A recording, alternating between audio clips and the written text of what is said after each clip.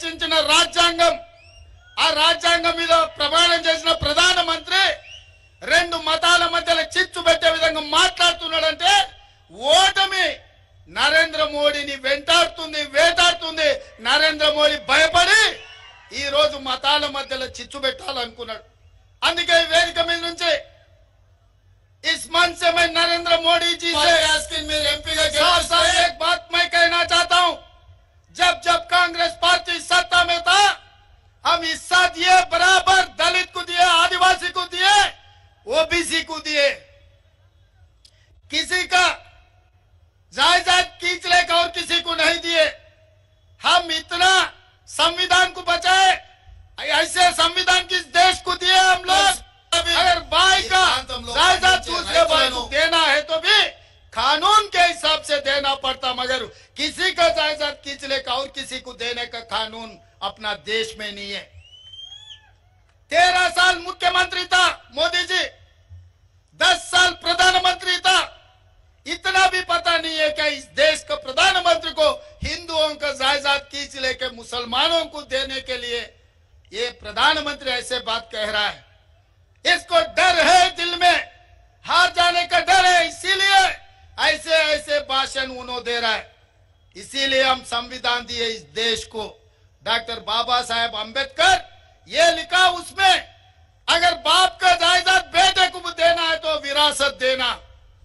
भाई का जायदाद छोटे भाई को बहन को भी देना है तो एक हिसाब किताब से वो बदली करना ऐसे झूठे बातों से कितने दिन देश को धोखा देंगे मोदी जी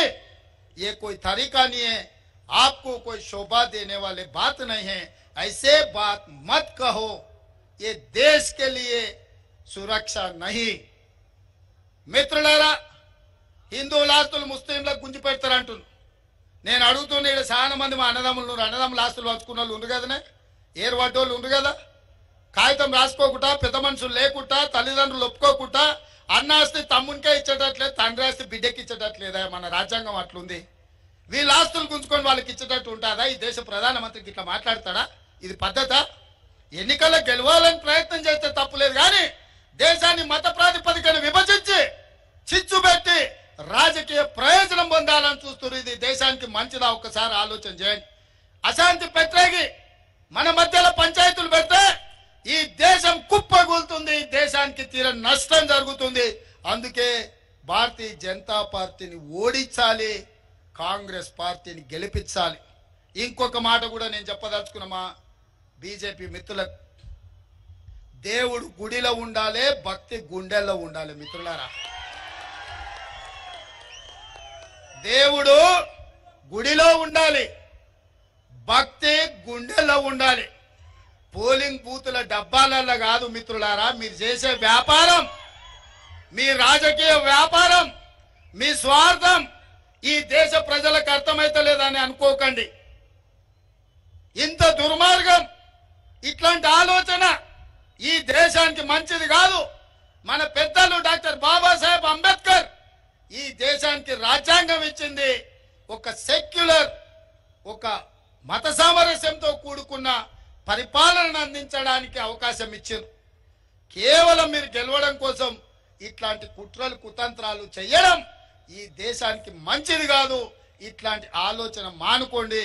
రాముడు మీకే కాదు మాకు రాముడే మా ఇంట్లో కూడా మేము రాముని కొలుస్తాం విష్ణుని కొలుస్తాం కృష్ణుని కొలుస్తాం ఎంతో మంది దేవతలు ఉన్నారు ఊర్లూర్ల పోసమ్మ మైసమ్మ ఎల్లమ్మ